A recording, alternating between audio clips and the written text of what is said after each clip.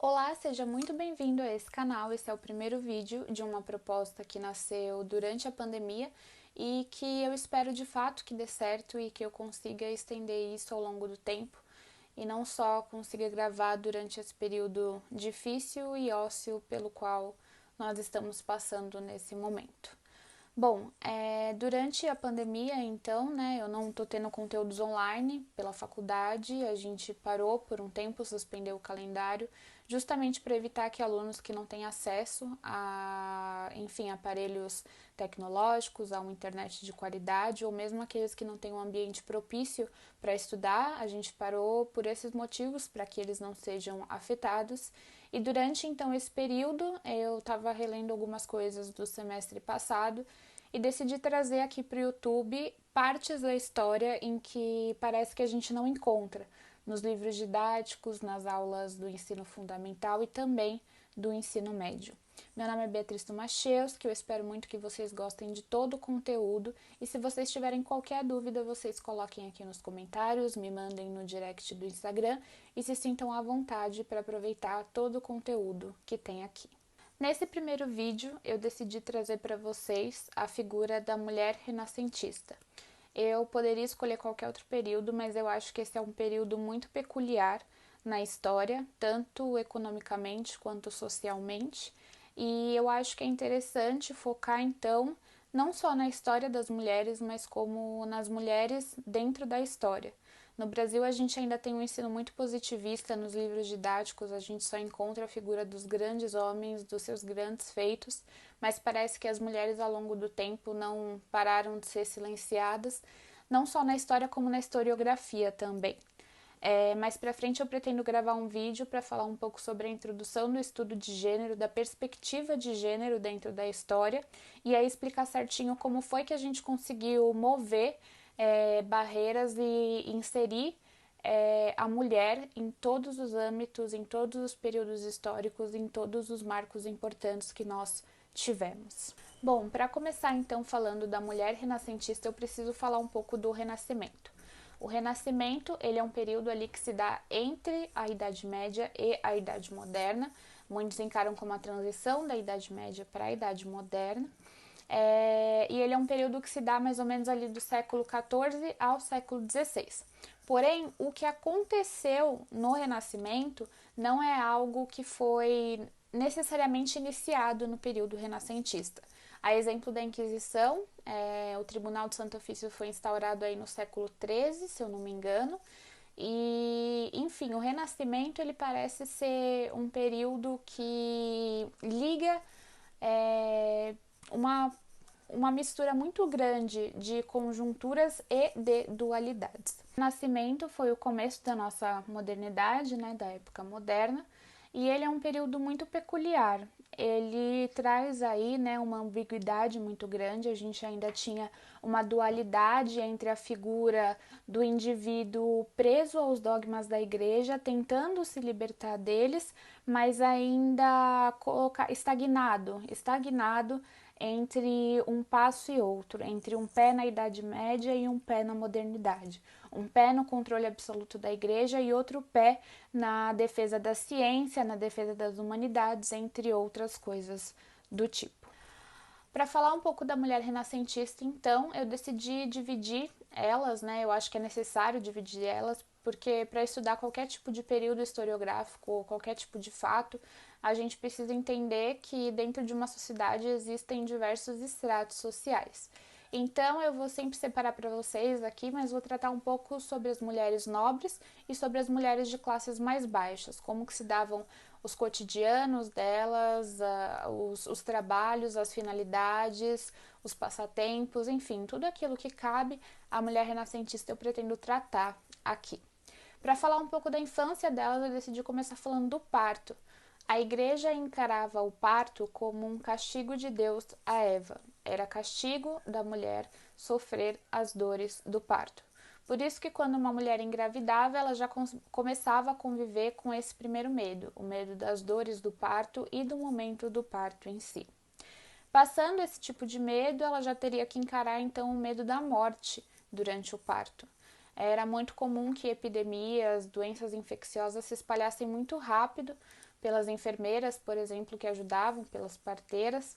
E aí essas mulheres, né, essas parteiras, essas enfermeiras passavam para essas que haviam acabado de dar à luz, de receber seus filhos, e isso acontecia de maneira muito rápida. Então, muitas mulheres, principalmente aquelas que pegaram, né, se infectaram com esse tipo de doença antes de completar o período de 24 horas após o parto, acabaram falecendo e às vezes nem chegando a conhecer os seus filhos. Após esses dois medos, o medo primeiro das dores do parto, o segundo o medo da morte iminente num parto, vinha o medo de perder os seus filhos. A mortalidade infantil na Europa renascentista era de 20 a 50%, o que era muito, muito alta e o que fazia com que muitos bebês que mal chegavam ao mundo já, enfim, falecessem. E isso é colocado pela Margaret King no seu texto, falando então que os bebês eles eram vistos muitas vezes como seres transitórios. Não se podia depositar um amor muito grande naquilo porque era muito possível que de repente ele não estivesse mais lá. Passando então todos esses períodos, esses medos sofridos, a gente vai entrar então de fato nos primeiros meses de vida e na infância das mulheres. Bom, nos primeiros meses de vida, as mulheres mais nobres, né, as mulheres de classes mais altas, elas provavelmente seriam amamentadas por suas mães ou entregues a camponesas para serem alimentadas por elas. Mulheres nobres muitas vezes se recusavam a amamentar os seus filhos, e não só por elas, mas às vezes pelos maridos que não permitiam que elas fizessem isso, causava, né? Isso acabava trazendo um período ali de esterilidade, de infertilidade. E como as mulheres mais nobres, elas tinham a tarefa, digamos assim, de ter vários filhos, de garantir um herdeiro e uma linhagem grande. Então, muitas vezes elas acabavam não amamentando suas filhas e entregando elas às camponesas. Na infância, então, a gente vai ter a mulher nobre, né, a menina nobre, no caso, desenvolvendo ali algumas atividades meio à sombra de seus irmãos, uma vez que eles queriam assumir ao trono e elas estavam meio que fadadas a cumprir suas obrigações, novamente como mulheres, a ajudar em tarefas muito pequenas, na verdade não ajudar, mas a desenvolver tarefas manuais, muitas vezes recreativas, como o bordado, para que elas passassem o seu tempo de ócio, enquanto seus irmãos às vezes eram treinados para caçar. Na pré-adolescência e no início da vida adulta, as mulheres já eram vistas como moedas de troca para garantir, então, não só a sua família, como também a família do seu pretendente, um bom casamento com uma boa quantia em dote que pudesse livrar a família da noiva, no caso, das obrigações com a filha, das responsabilidades com a filha, e podia garantir aos parentes do noivo, do marido, enfim, estabilidade. Dependendo da quantia do dote, a mulher mudava, digamos assim, de extrato social e acabava desfrutando de melhores condições. O dote ele era o mecanismo do casamento no Renascimento. Tudo que a mulher possuía naquele tempo era o dote. O dote era uma quantia significativa que era dada pela família da noiva ao noivo, a família do noivo, no dia do casamento, ou melhor, ele era dado para arranjar o casamento. Para ser feito o casamento, tinha que haver o dote. Então, logo que elas iniciavam, né, a adolescência, ou enfim, geralmente quando eles tinham filhas mulheres, quando as famílias tinham filhas mulheres, já se preparavam para esse tipo de pagamento, para o dote, e era muito comum então que fosse esse mecanismo. Funcionava como o dote, era um casamento arranjado, geralmente pelos pais, ou se elas achavam um pretendente, eles avaliavam, digamos assim, a família, e viam ali a quantia que eles tinham disponível para ser dado como dote. O único bem, a única propriedade que uma mulher tinha, e mesmo assim não era uma propriedade dela, ela tinha que ficar sujeita à administração do seu pai ou do seu marido. Ela só podia pegar o dote em mãos de novo, o dote só retornava para ela caso o pai e o marido falecessem. Sem essas condições, ele não retornaria a ela. Portanto, ele era um dinheiro dela, mas que nunca era dela de fato. Uma vez que se ela quisesse qualquer tipo de coisa ou usufruir desse dinheiro para algo, ela estava sujeita à autorização e à disponibilidade, tanto do pai quanto do marido. Tanto do pai antes do casamento, quanto do marido após o casamento. As mulheres tinham uma supressão da sua autonomia desde a Idade Média, mas o Renascimento parece que cria mais estigmas favoráveis a esse tipo de situação. Eu costumo dizer que o Renascimento ele foi um renascimento para homens. A situação das mulheres, a supressão da sua autonomia que já existia na Idade Média, ela apenas permaneceu estagnada e em partes ela até piorou, uma vez que estereótipos, né, e a igreja perdendo cada vez mais o seu controle, ela necessitava de fazer algo que pudesse impedir esse tipo de evasão de controle. A Marjorie Preston, ela, não sei se é assim a pronúncia do nome dela, mas ela foi um exemplo de uma mulher. Ela era uma mulher que tinha uma boa condição de vida e ela tentou se recusar. Ela se recusou, na verdade, ao casamento arranjado pelos pais, mas na verdade essa recusa foi só um adiamento, uma vez que mais tarde ela se casou à mesma maneira, também sendo colocada ali num casamento arranjado pelos seus pais. Quando colocadas em um casamento, as mulheres mais uma vez não tinham a sua autonomia, isso não acontecia. Quando dentro de um casamento elas deviam sustentar uma imagem que era exaltada pela igreja, a imagem de um casal, de um casamento feliz, de um casamento honesto, de um casamento transparente e de um casal em si que era não só parceiro, como em primeiro lugar amigo um do outro, fiel um ao outro. A mulher deveria ser submissa ao homem dentro do casamento e deveria estar sujeita a qualquer tipo de ordem que ele falasse, que ele pedisse a ela. Quando uma mulher se recusava a obedecer o seu marido, quando ela parecia ter algum tipo de comportamento inalterado ou que não fazia parte dos padrões impostos não só pela igreja, como também pelos seus maridos, elas poderiam ser espancadas. A igreja defendeu por muito tempo isso. E isso era, bom, enfim, não preciso nem falar que isso é absurdo, né? Mas é importante a gente ver esse tipo de coisa para entender, às vezes, os problemas que acontecem hoje e o quanto eles são reflexos do passado. Também no casamento, a mulher deveria se submeter a ter práticas sexuais aceitáveis. Ou seja, o ato sexual ele seria apenas para procriar, ele seria apenas para a fecundação. Não era permitido qualquer tipo de prazer dentro de um ato sexual, principalmente por parte da mulher.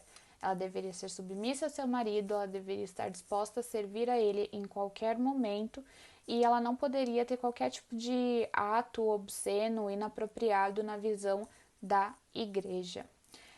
Esse tipo de supressão de autonomia, mais uma vez, vem desde a Idade Média e continua acontecendo no Renascimento, mas como a igreja estava perdendo um pouco de poder, era necessário que ela reforçasse esse tipo de coisa, ela reforçasse seus dogmas e ela colocasse cada vez mais imposições aos seus fiéis. A transmissão de propriedade, né, o mecanismo do dote, enfim, outros meios, né, outras formas de transmissão de propriedades, eles eram muito difíceis de ser mensuráveis nessa questão da mulher. Existiam algumas partes da Europa em que as mulheres não poderiam ser herdeiras de suas famílias, não poderiam ser colocadas como herdeiras e não iriam administrar, mesmo se não houvesse ali nenhum parente próximo para administrar. As mulheres elas não eram colocadas na lista de herdeiros e quando acontecia alguma coisa, se só tivesse elas para fazer aquele tipo de administração, não era permitido.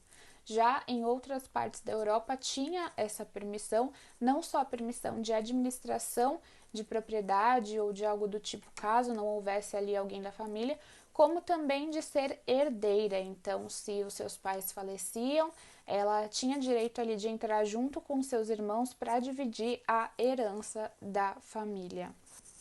Bom, até agora foi possível perceber então quanto a figura da mulher ela era de longe a mais importante, não só para a família dela, como para a família do noivo, do marido e também para garantir qualquer tipo de sucessor ou enfim. A mulher era o papel central de tudo, era ela que dava vida, era ela que administrava a vida, principalmente dentro do seu lar, e era ela que era, enfim, a possibilidade aí de uma família ascender, às vezes, socialmente dentro do período renascentista. No campo ou na cidade, as mulheres sempre trabalharam. Esse era um dos castigos colocados por Deus. Ambos, então, a dor do parto e também o trabalho sem fim. As mulheres exerciam diversas atividades domésticas dentro do seu seio familiar ali na cidade. Então, elas administravam o lar, elas faziam a comida, elas preparavam o ambiente e no seu tempo de ociosidade, às vezes, se dedicavam a algumas tarefas de lazer, né? Algumas tarefas ali recreativas. Já as mulheres do campo, elas também desde novas eram ensinadas a participar das colheitas, a ajudar nas tarefas com os animais domésticos e também faziam parte de uma administração ali dentro de sua casa, principalmente junto com suas mães. Era então quando a mulher se tornava mãe que ela podia se expressar, que ela podia fazer escolhas e que ela podia refletir no teu filho tudo aquilo que um dia ficou guardado nela, seja por ela ter sido obrigada de fato a se casar, seja por ela nunca ter tido a oportunidade antes de se expressar, seja artisticamente, seja, enfim, oralmente. As mulheres eram tão silenciadas que muitas vezes as conversas que elas tinham ou eram com aquelas que as serviam ou eram com os seus filhos. E é a partir disso, então, que a gente pode dizer que a maternidade era de fato uma profissão, porque as mães muitas vezes abdicavam de qualquer outro tipo de tarefa, mesmo das domésticas, para dar todo tipo de atenção aos seus filhos. Quando acontecia de uma mulher ficar viúva, se na verdade não tivesse nenhum herdeiro homem próximo para lidar com aquilo, as mulheres ficavam responsáveis muitas vezes pelas lojas que seus maridos possuíam dentro do setor têxtil. E era ali então mais uma profissão que a gente encontrava em que elas poderiam se expressar de certa forma e acabar sendo dominantes em algum setor. Então, dentro desse setor têxtil, a gente tem muitas mulheres viúvas que passaram a administrar os negócios dos seus maridos, e é dentro dessas indústrias que elas conseguem perpetuar a sua criatividade também. É dentro das indústrias que elas conseguem comandar outros funcionários e que elas conseguem administrar também economicamente os seus negócios. Muitas delas começam a fazer parte de associações corporativas, começam a adquirir sua autonomia e começam a transitar de maneira incomum. Uma vez que antes o lugar da mulher era só dentro de casa, essas mulheres viúvas começaram a se deslocar de suas casas para os seus trabalhos na cidade, muitas vezes, e fazendo disso uma revolução, digamos assim, um passo muito importante, mas que infelizmente foi suprimido, foi silenciado, foi sufocado nos 2 últimos séculos do Renascimento, onde houveram ali algumas imposições que acabavam impedindo as mulheres tanto de fazer transferências de propriedade quanto de administrar seus negócios e também impediam elas de desfrutar das vantagens que elas tinham por participar de associações corporativas. Reforçando então a ideia de uma baixa expectativa de vida, quando não era a morte que rompia um laço matrimonial, isso acontecia de uma outra forma que se tornou muito comum, apesar de ser uma forma ilegítima de romper um matrimônio. Essa forma era o abandono e muitas vezes as mulheres elas eram permitidas a abandonar os seus maridos quando eles fossem infiéis, e os seus maridos, apesar de não permitidos, abandonavam suas mulheres quando elas possuíam algum tipo de doença infecciosa ou degenerativa. Muitas mulheres às vezes concordavam com esse tipo de abandono, mas pediam algum sustento, uma vez que muitas vezes eram os maridos provedores da casa e as mulheres ficavam sem qualquer tipo de respaldo numa situação de abandono como essas. Para fechar, então, essa questão da mulher renascentista, eu preciso falar, então, né, da Inquisição. A Inquisição ela entrou ali como um momento de perseguição aos hereges, que se tornou uma perseguição às mulheres. Apesar de ter começado na Idade Média ainda, o Tribunal de Santo Ofício foi instaurado no século XIII, e ele pretendia então julgar e condenar os hereges. Porém, a mulher já tinha um imaginário, né, já se perpetuava o imaginário da mulher como um ser vulnerável às práticas ou, enfim, às manifestações malignas. Isso vinha desde a antiguidade, com o mito de Pandora, por exemplo, em que a mulher, né, a Pandora, é colocada como responsável por todos os males do mundo, como outros mitos, por exemplo, de que a Eva ela foi vulnerável, comeu o fruto proibido, e enfim. Esses mitos ajudavam a perpetuar uma ideia de uma mulher frágil, vulnerável e que a qualquer momento poderia estar a serviço do mal e se render de corpo e espírito para ele. E aí, com a Inquisição, né, com a instauração do Tribunal do Santo Ofício, que já carregava esse tipo de imaginário, no Renascimento a gente tem aí um auge da Inquisição, um salto muito grande e, mais uma vez, uma perseguição incessante às mulheres. As mulheres, especificamente as viúvas, eram reféns de muitas denúncias caluniosas, muitas delas não tinham sequer relação com qualquer tipo de coisa condenável pela igreja, como heresia. Muitas delas eram fiéis, mas apenas por serem viúvas e por terem a ausência então de um homem ao seu lado, eram colocadas como hereges, como bruxas, eram condenadas e muitas vezes queimadas vivas. E esse tipo de coisa só reflete mais uma vez como o imaginário da mulher ele não parece não mudar ao longo do tempo. Até hoje a gente tem esse tipo de estigma. E eu acho que é isso que é interessante trazer, e não só trazer, como mostrar, não só nesse, como em outros vídeos, como infelizmente a história da mulher ela não é uma história de rupturas. Não é uma história tipo, mudou. Não, ela é uma história de continuidades. Mudou, mas mudou muito pouquinho. Ainda continua como antes. Então a gente tem esse tipo de estereótipo, esse tipo de coisa perdurando desde a antiguidade até hoje, a contemporaneidade. Então é muito difícil a gente não se assustar, digamos assim, com esse tipo de coisa, da gente ainda viver em termos tão antigos. A mulher ela carrega em si todo esse tipo de frustração ao longo do tempo. O Renascimento veio, enfim, a Antiguidade, a Idade Média, o Renascimento, a Modernidade, a Contemporaneidade. A gente muda de época, mas parece que a visão sobre nós nunca muda.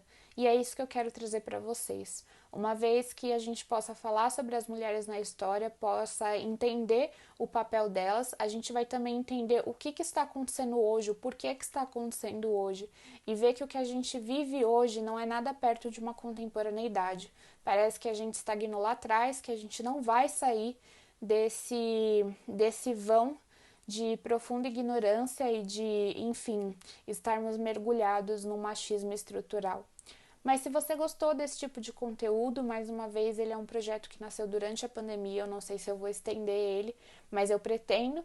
Eu espero que você se inscreva aqui, que você comente o que você achou, se você quiser me manda uma direct lá no Instagram. Fiquem à vontade para fazer qualquer tipo de comentário construtivo. Eu não tenho uma câmera boa, eu não tenho um microfone bom, eu tô gravando com o celular e com o microfone do celular. Então, se o áudio ficou ruim, se a imagem ficou ruim, eu peço imensas desculpas. É isso, gente. Eu agradeço de verdade por terem assistido até aqui. Eu espero vocês no próximo vídeo, que eu creio que vai ser daqui a uma semana. E eu espero que fiquem todos bem até lá.